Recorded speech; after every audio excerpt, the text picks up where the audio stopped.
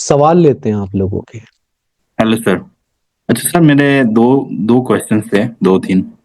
हाँ जो सर। हमारा ग्रिड है उसमें जो तारी होती हैं नॉर्मली, वो या तो कोर नंबर से होती हैं या कोर से होती हैं या ड्राइवर कंडक्टर से आती हैं। समहाउ कहीं मिसिंग हो तो हम वो जो आप हाउस नंबर और बाकी जो चीजें आपने बताई थी हम उसको इंक्लूड करते हैं। तो मान लें किसी का जो ग्रिड है उसमें उसकी या राजयोग का डायगोनल है या जो दूसरा कोई भी डायगोनल है, कोई भी एरो है, वो बर्थ डे से ही कंप्लीट हो जाता है। ठीक है, उसको किसी कोआ नंबर, ड्राइवर नंबर या किसी कंडक्टर की जरूरत नहीं पड़ती। अच्छा, एक दूसरा नंबर है उसका जो है ना ड्राइवर या कंडक्टर से उसका कोई एरो कंप्लीट होता है। तो मेरा सवाल ये है कि इन दोनों में से कौन सी ज्यादा एनर्जी सक्सेसफुल होंगी, वो जिसकी बर्थ डेट में बाय डिफॉल्ट सारे नंबर्स आ रहे हैं, या वो जिसको हम ड्राइवर कंडक्टर से जाके कंप्लीट कर रहे हैं या कोवन नंबर से कर रहे हैं या कुछ रेमेडीज के थ्रू कंप्लीट कर रहे हैं। देखिए, अगर जो आपके नॉर्मल नंबर हैं डेट ऑफ बर्थ में, आप कोर नंबर डोमिनेटिंग नंबर को छोड़ दो, अगर भाग्यांक मूलांक को, तो 100% रिजल्ट आते हैं बाकी नंबर से।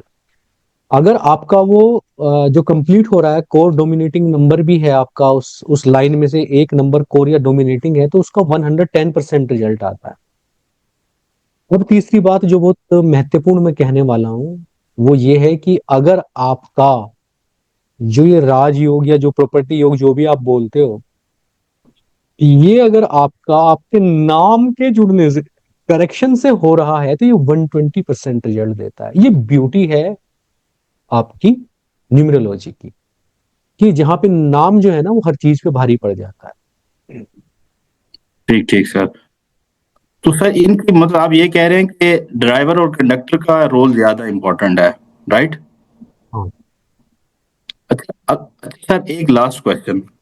फॉर एग्जांपल आपका जो कंपाउंड नंबर होता है, फॉर एग्जांपल आपके नेम का कंपाउंड नंबर है 33, और जब इसको हम फाइनल सिंगल नंबर बनाते हैं वो 6 बन जाता है। तो क्या आपकी लाइफ में 33 का इम्पैक्ट आएगा हाँ और बिल्कुल 6 का आएगा। भी? बिल्कुल आएगा। हाँ, 50-50% आएगा दोनों का। नेम न्यूमरोलॉजी वाले इसमें ना लेक्चर में डिस्कस करेंगे अच्छा, ये। मतलब 100% नहीं होगा, 50% 3 का आएगा, 50% 6 का आएगा।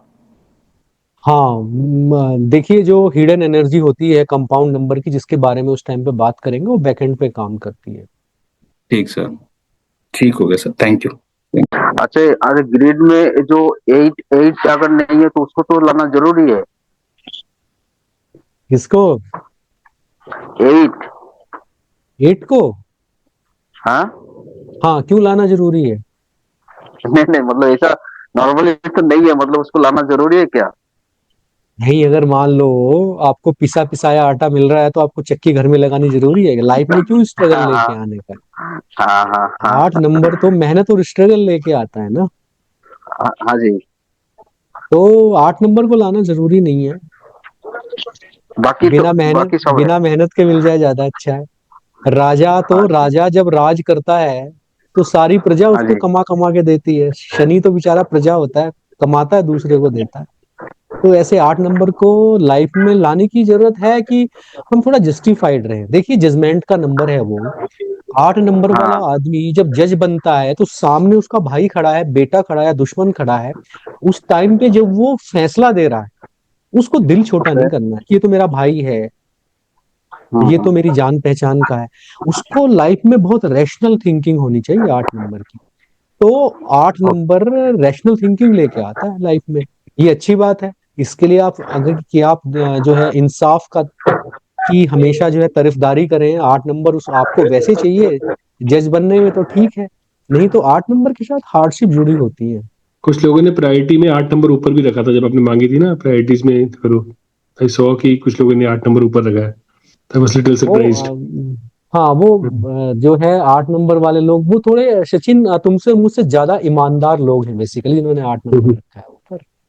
जी सर। जी जी, बताइए। सर, मैंने आज वो फर्स्ट क्लास वाला वीडियो वगैरह मैं रिपीट में देख रही थी। उसमें ये आपने एक बात बोली थी कि जो लोग न्यूमरोलॉजिस्ट बनना चाह रहे हैं या जो अच्छे न्यूमरोलॉजिस्ट हैं, उन लोगों ने बहुत कुछ छोड़ा है। क्या क्या छोड़ा है, थोड़ा सा वो हमें क्या छोड़ना है? देखिए, ओकल्ट स्पिरिचुअलिटी, या जब आप दूसरों की लाइफ, सामने बैठा आदमी ना आपकी बात पे यकीन करके और अपनी जिंदगी बदलने वाला है ना, तो ना आपका कद बहुत बड़ा हो जाता है। आप वो जिम्मेदार हो जाते हो, क्योंकि आप जो बोल रहे हो ना, लोग उस पर भरोसा कर रहे हैं। तो बहुत सारी चीजें छोड़नी पड़ती है, जैसे झूठ बोलना छोड़ना पड़ता है। जैसे आ, जो लोग नशा करते हैं, नशा छोड़ना पड़ता है उनको। कोशिश करें, अगर आप 7 नंबर हैं, 3 नंबर हैं, तो नॉन वेज ना खाएं, है ना। हार्ट चक्र उससे बंद हो जाएगा, या आपकी जो है इंट्यूटिव पावर उससे कम हो जाती है। तो लाइफ को ना उसके बाद आप एक स्टार लाइफ हो गए, मतलब जैसे आप अमृत चख के आ गए ना, या हज करके आ गए, तो आपको लोग ना थोड़ी इज्जत से देखने लगते हैं। फिर आप ना वैसे नहीं रह जाते जैसे पहले होते हो। ये वो जिम्मेदारी का काम हो जाता है। आपका इंट्यूशन कब काम करेगा? जब आपकी सोल के ऊपर ना कार्मिक बैगेज कम होगा, आपके नफ्स, आपके मन के ऊपर संस्कार कम होंगे। तो संस्कार नहीं बढ़ाने हैं उसके बाद। फिर लोगों की लाइफ में ना कंट्रीब्यूशन करना, यानी कि देखिए, न्यूमरोलॉजी ना एक इंस्पिरेशन का टूल है, लोगों को उनकी जिंदगी में उनकी प्रेरणा बनने का, उनको हौसला देने का टूल है। ना कि आप उसे डरा डरा के रेमेडी कर करके, जेब खाली करके उसकी, और रोज नई नई कहानी पढ़ा के उसको कि अच्छा रुद्राक्ष पहन लिया, अरे नहीं नहीं, तुमने तो 7 मुखी पहन लिया, 5 मुखी पहनना चाहिए था। तो उसको गोल गोल घुमाए जा रहे हो आप, और उसे लग रहा है कि उसकी जिंदगी में मेहनत नहीं, रुद्राक्ष काम कर रहा है ना। ये जो स्टोन पहन लिया उसने, वो काम कर रहा है उसकी लाइफ में। तो वो आदमी, मान लीजिए एक आदमी को आपने स्टोन पहनाया, और उस स्टोन पहनने से उसकी लाइफ में बहुत अच्छा हो गया कुछ, तो वो हमेशा के लिए ना अब पत्थरों के चक्कर में पड़ जाएगा, है ना। आपको ये बताना है बच्चों को कि बेटा, लाइफ में ना जो आपके कर्मा है, जो एक्शंस हैं, वो इंपॉर्टेंट होते हैं। ताकि वो जो बच्चा है ना, वो कुछ पहनने पे नहीं, किसी बाहर के सपोर्ट पे नहीं, अपनी अंदर की पावर पे यकीन करे। उसको आपको बस ये बताना है कि तेरे नंबर ऐसा बोलते हैं, और तुझे ये तुम्हारा नाम करेक्ट कर देंगे, तुम्हारा ग्रिड अलाइन कर देंगे, और तो फर्स्ट क्लास तुम्हारी गाड़ी चलेगी। मगर गाड़ी तुम्हें चलानी है, गाड़ी न्यूमरोलॉजी नहीं चलाएगी। न्यूमरोलॉजी तुम्हारे लिए आसानी पैदा करेगी लाइफ। तो हमें रास्ते बना के देना है लोगों को, ताकि वो गड्ढों वाली सड़क पे गाड़ी ना चलाएं। ना कि हम उन्हें दकियानूसी बना दें, ना कि हम उन्हें डराएं, ना कि हम उनके डर का बिजनेस करें। तो ये सारी चीजें एक न्यूमरोलॉजिस्ट को बहुत अच्छे से समझना है।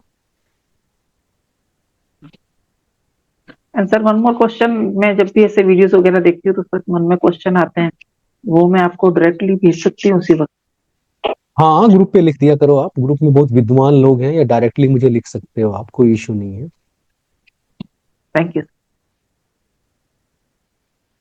8 नंबर का सही पार्टनर क्या 7 हो सकता है? जब हम लोग 81 कॉम्बिनेशन डिस्कस करेंगे तो बताएंगे कि मूलांक 8 और भाग्यांक 5 कैसा होता है। इस सब की बात करेंगे उस वाले लेक्चर में। सर, जिसका मूलांक है 5 बट भाग्यांक है 8, उसके केस में क्या होगा? बहुत बढ़िया होगा, गुड कॉम्बिनेशन। पहला बच्चा होने के बाद खूब प्रॉपर्टी आ जाएगी, बाद में भी, और ज्यादा बाद में बताएंगे, ठीक है जी। ओके सर, प्रिय थैंक व्रत, बताइए। गुरु जी नमस्कार। नमस्कार। ये मुझे ये पूछना था, जैसे कि आप बताए, ये 2 नंबर हमारा जो कंडक्टर नंबर हो गया, और डीएन हमारा जो हो गया 8 नंबर, तो 2, 8 और डेट ऑफ बर्थ में 5 है, तो ये एक डायगोनल बन गया। फिर 9 और 1 भी है, तो वो एक बन गया। फिर नाम से 4 आ जाता है, तो ऐसे करके ना तो पूरा ग्रिड फुल हो जाता है। फिर भी लोगों के मतलब लाइफ में बहुत सारे प्रॉब्लम रहता है, तो वो मुझे थोड़ा कंफ्यूजन हुआ। देखिए, मैं मतलब ये बात मैं, आप लोगों को सबको बड़ी जल्दी है ना कॉम्बिनेशन वाली, आगे आगे की।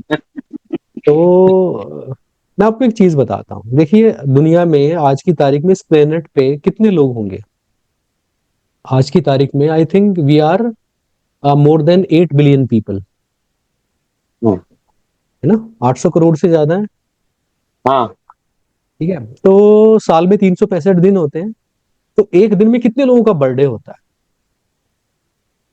बहुत ज्यादा होगा। 2.25 करोड़ लोगों का। हाँ। अब न्यूमरोलॉजिस्ट भाई साहब, 2.25 करोड़ लोगों का जो एक ही कोर नंबर है, उनमें कितना वैरायटी होगा, कभी सोचा है?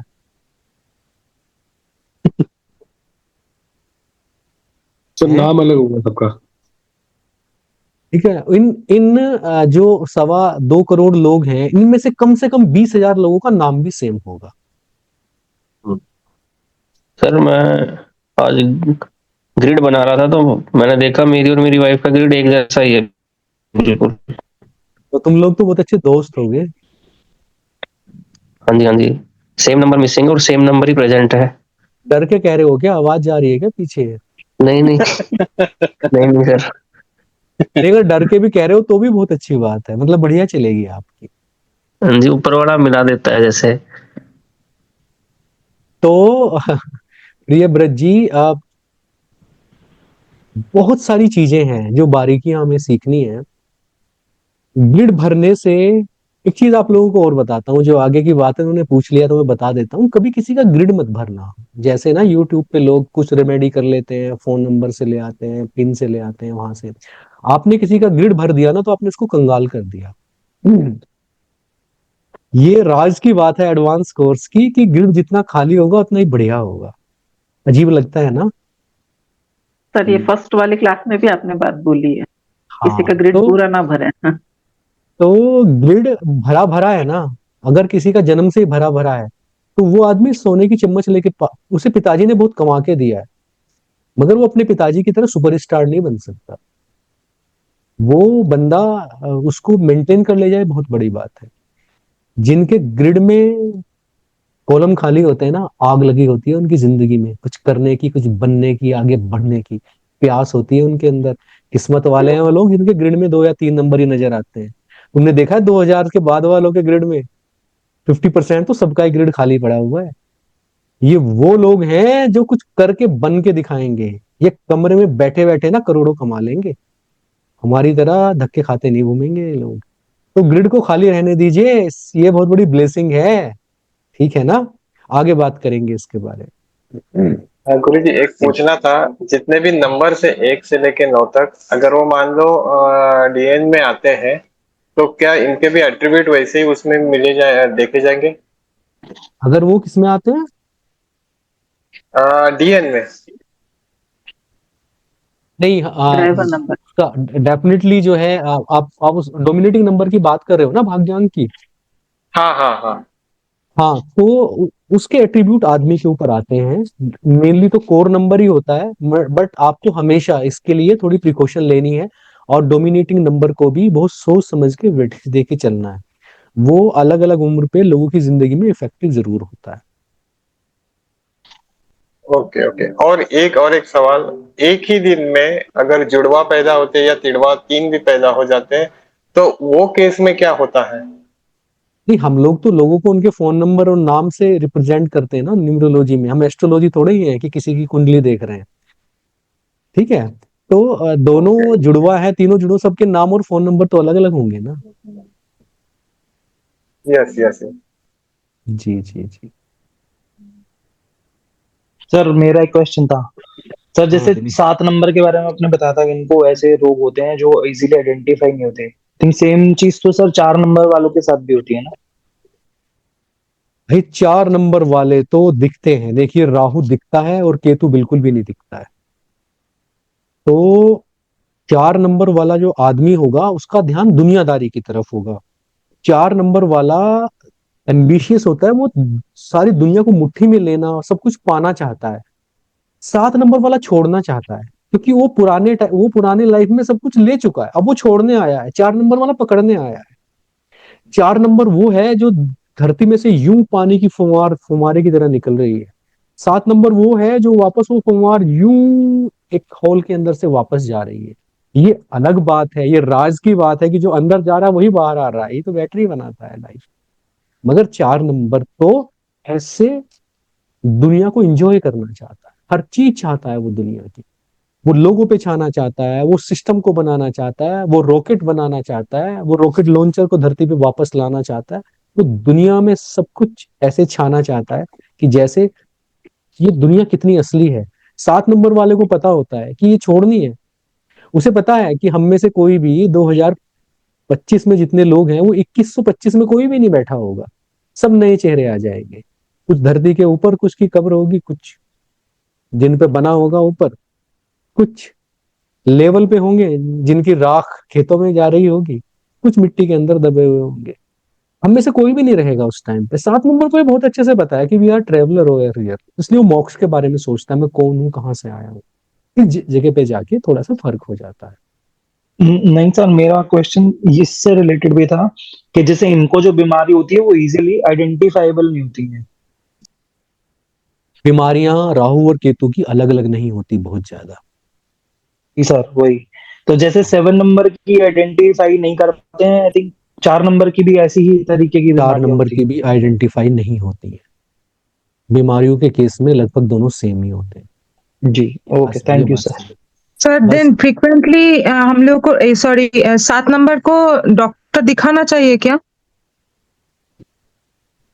नहीं नहीं, ऐसा नहीं है कि डॉक्टर के यहाँ बैठे रहें और डरते रहें। सबको बीमारी होगी ऐसा जरूरी नहीं है। बस कहना यह है ओके। कि जब वो 7 नंबर की बीमारी होती है तो पकड़ में नहीं आती। और जो बीमारियां पकड़ में नहीं आती ना काशी, वो आप लोग जो प्राणिक हीलिंग वाले हो ना, वही तो आपके तो कस्टमर 7 और 4 वाले ही तो हैं।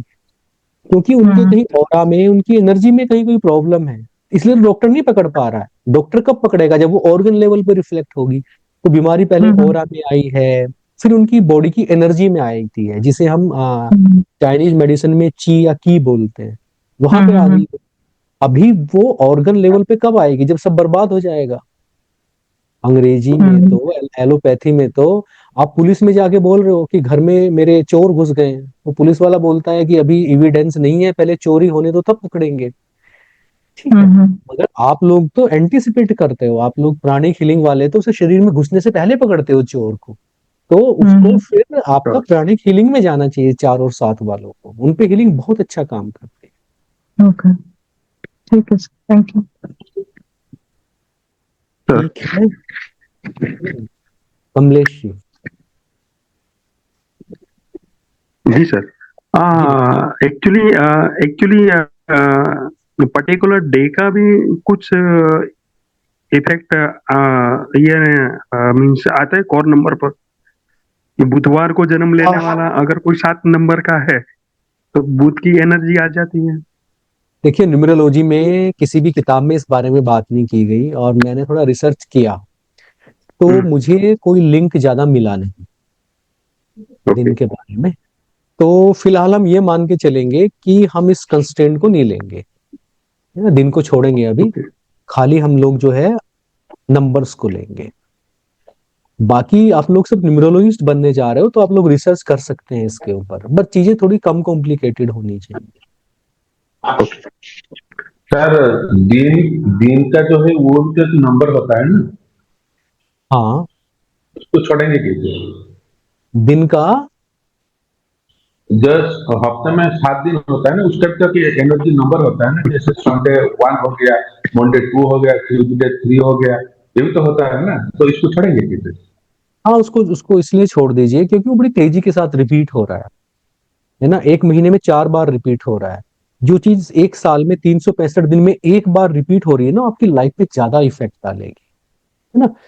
ऐसे तो मॉर्निंग से इवनिंग तक बहुत सारे मुहूर्त होते हैं। पहला घंटा, दूसरा घंटा, तीसरा घंटा, सनराइज के बाद चौथा घंटा। तो जो चीजें बहुत तेजी के साथ चेंज होती हैं वो लाइफ में उतना ज्यादा इफेक्टिव नहीं होती नंबर्स के फॉर्म में। तो इसलिए हम डे की फॉर्म में बात नहीं करते जो हर 7 डे पे रिपीट हो रहा है। तो मंथ के बारे में, मंथ हो तो मंथ वाले में भी एक ही बार आता है कोई भी।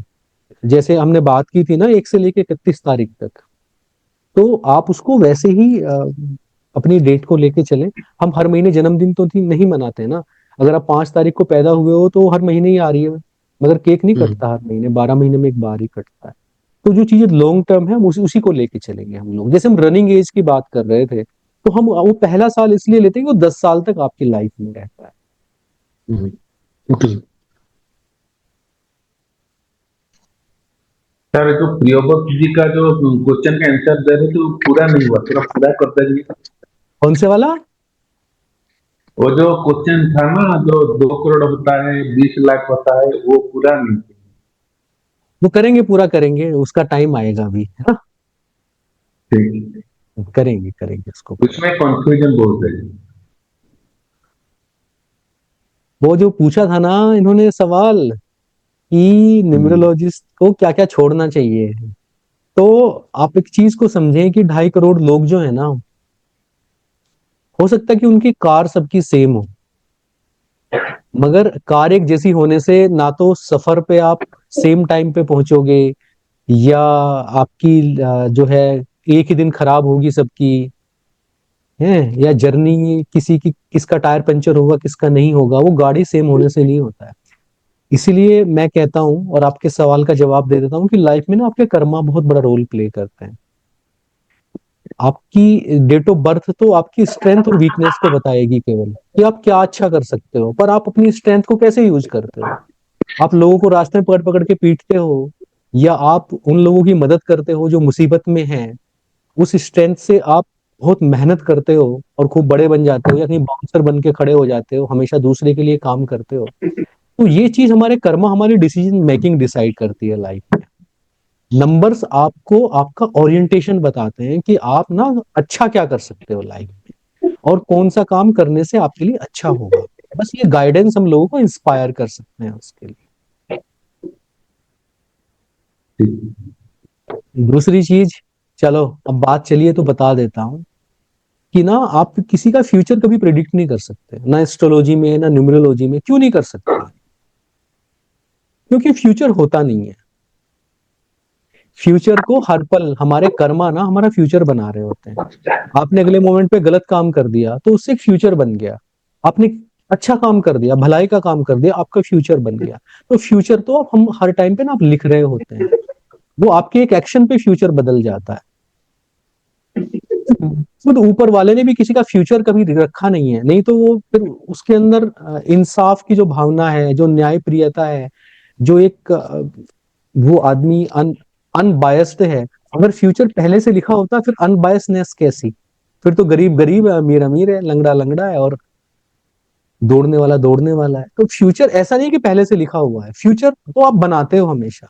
शाहरुख खान एक मूवी में अगर एक लंगड़े आदमी का काम करे, या किसी बहुत बड़े किसी अमीर आदमी का रोल करे, या बहुत गरीब का रोल करे, फिल्म की सक्सेस इस बात पे थोड़ी डिपेंड करती है कि वो कहेगा नहीं नहीं मैं तो मिट्टी में नहीं लेटूंगा, मैं तो अमीर आदमी बनूंगा मूवी में तभी काम करूंगा।